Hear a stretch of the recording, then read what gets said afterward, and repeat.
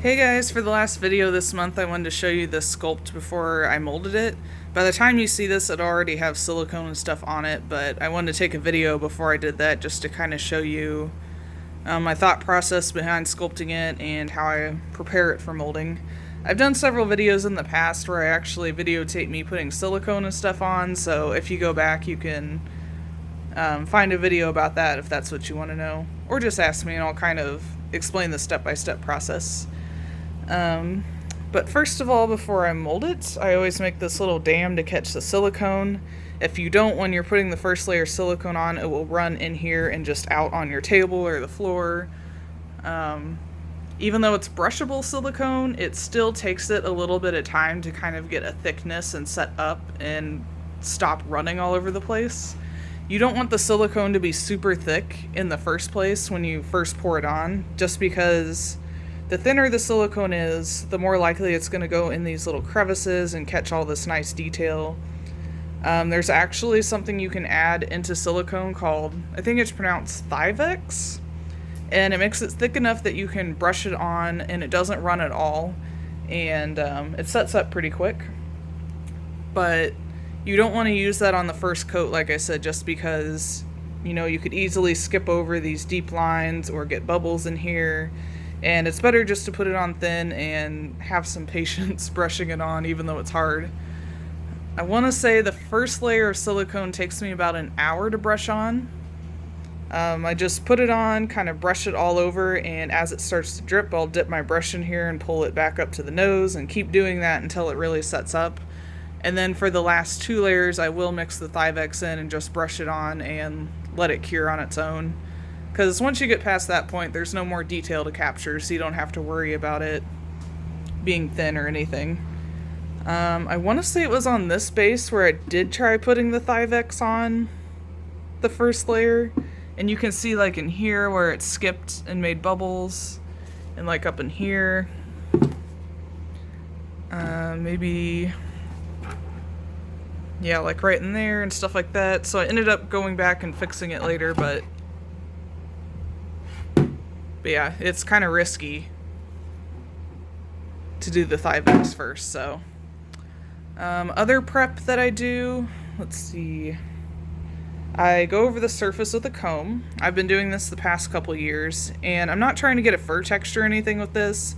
I'm just trying to get kind of this little hash mark texture just so the fur sticks to the base better. And it will stick like crazy if you've ever worked with any of these bases.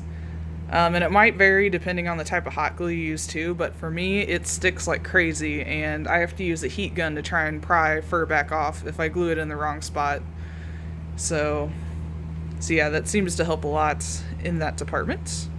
And it also helps me find some imperfections. Like, let's say there's divots in here that you can't see just because, this is one uniform color and the light might not be hitting it. When you go over it with a comb, let's see if I can do it over here maybe.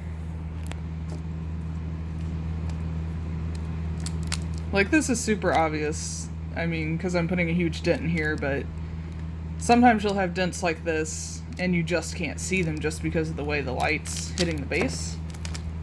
So when you go over it with a comb, the bristles are going to catch, the part that's sticking up, and the part that's dented down isn't going to catch the bristles, so then that imperfection becomes obvious and you can fix it. So that seems to really help in getting things symmetrical and looking nice. And it also does help with catching the light, because this clay, I wouldn't say it's shiny. Well, kind of. It has a bit of a sheen to it. So putting that texture on kind of makes it matte. It makes it catch the light a little more uniformly. Makes it easier to see what's going on. Otherwise, before you mold, you're going to want to check and see if this area is flat for hinges to attach to. Sometimes it's tempting to cut this off and have a huge curve, but then your hinges would be sticking out at a curve, and that might, it might be what you want, but usually you want it pretty flat, as you can see down there. Let me think. I think that's it on mold prepping. Just double check symmetry and everything, and make sure the little flakes of clay, try and get them off as much as you can without smearing anything. If you do have issues with little flecks of clay, like if you guys have sculpted, you know when you do lines like this, you get these little flecks. You can actually take a can of compressed air and turn it upside down so you get that. You know how sometimes if you hold it the wrong angle, it'll come out and freeze everything? That's what you want to do, and you can actually freeze the clay, and then these little pieces will become rock hard and you can just brush them off.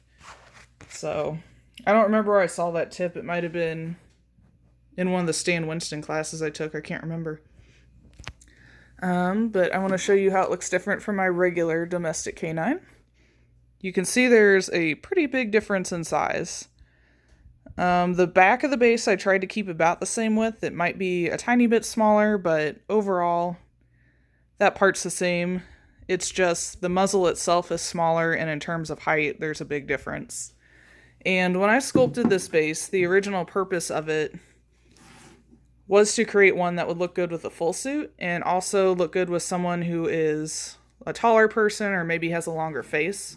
A lot of the bases I worked with from other people, they would look too small when they were furred to go with a full suit, or like I said, if someone had a longer face, it wouldn't fit in. I'd either have to angle the base down or I'd have to take a heat gun to it and like spread the back open more so someone's face could fit in it better. So originally that's why I sculpted that one. And if you guys have seen that partial I made a couple years ago, that dog I made for myself, that was built off this base. And I'm 5'10", and it was almost too big for me in comparison to my body. Like if I had turned it into a full suit, it would have been perfect. But wearing it as a partial, it was almost a little big even for me. So I definitely wanted to make something smaller that would look good as a partial and not necessarily... I mean, it might look good as a full suit too if you were a shorter person.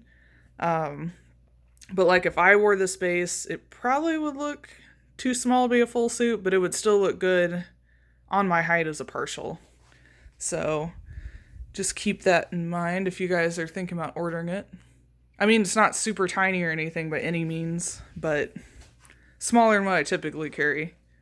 If you guys have worked with the DVC bases, I want to say this is about the same size as their canine, I think. I haven't worked with one of theirs in a while, but that would be my guess is closer to their size of base.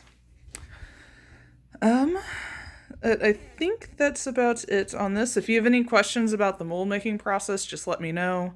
I just knew that I didn't want to do another video of me just putting silicone on, and because I figured that wouldn't be super helpful. So just comment if you have questions and I will try and answer as best I can. Thanks for watching.